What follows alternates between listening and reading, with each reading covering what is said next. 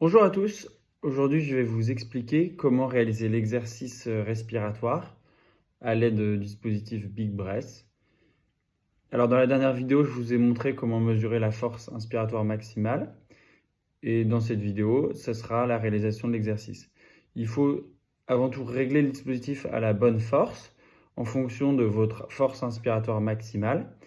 Ce qu'il faut savoir, c'est que la première semaine, on va réaliser l'exercice à 55% de cette force inspiratoire maximale. Pour pouvoir mesurer ce chiffre, vous pouvez aller sur l'application que j'ai faite, mais qui est faite du coup pour le dispositif bleu. Pour le dispositif vert, ce que vous pouvez faire, c'est d'aller sur Internet, vous trouvez un produit en croix et vous mesurez 55% de la force inspiratoire maximale et vous arriverez à mesurer à voir la graduation en fonction de la mesure sur la boîte du dispositif.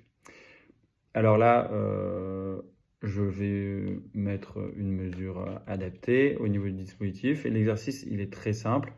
Il consiste à 5 séries de 6 respirations contre la résistance.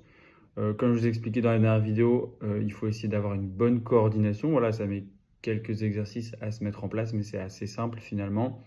On inspire par la bouche et on expire par le nez dans le but de ne pas encombrer le dispositif. C'est possible que ça fasse un petit bruit de frottement, le dispositif, mais généralement ça passe au bout de quelques respirations.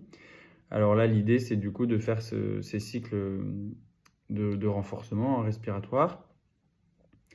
Et on va essayer d'inspirer pendant 1 à 2 secondes. Si vous n'arrivez pas à respirer beaucoup, c'est pas très grave. Mais l'idée, c'est de, voilà, si on arrive à dépasser 2 secondes, c'est encore mieux, mais il ne faut pas non plus que ce soit extrêmement difficile. Il faut que ce soit difficile, mais faisable.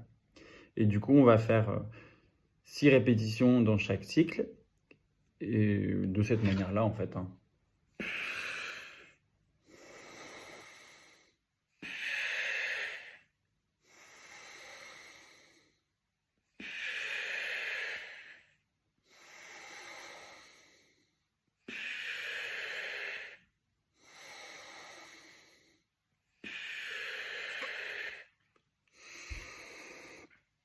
Et ensuite, là, j'ai fait 6 respirations. Et ben, je vais mettre un chronomètre de 1 minute. Là, je le mets sur ma montre. Hop, je le mets en route. Dès que le chronomètre sonne, je recommence à faire 6 respirations. Et ça, du coup, 5 fois d'affilée. Et ça, c'est à faire tous les jours, si vous y arrivez, au moins 5 jours par semaine. Les 3 premiers mois. Et après, 3 jours par semaine, ça devrait être suffisant. J'ajoute que du coup, la première semaine, c'est 55% de la force inspiratoire max qu'il faut régler le dispositif. La deuxième semaine, à 65%. Et la troisième semaine, c'est 75% de la force inspiratoire maximale. Et il faut mesurer régulièrement, toutes les semaines, toutes les 2 semaines, la force inspiratoire maximale pour que l'exercice soit adapté à votre force qui va évoluer au fur et à mesure du temps. S'il y avait un moment à choisir dans la journée pour faire l'exercice, moi je vous recommande de le faire soit le matin avant d'aller travailler ou avant de débuter votre journée, et le soir quand vous rentrez du travail.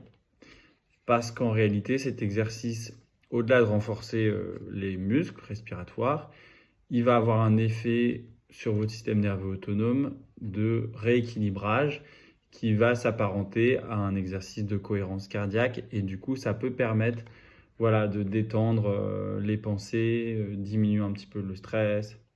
C'est un effet secondaire de cet exercice. Voilà. Bonne journée!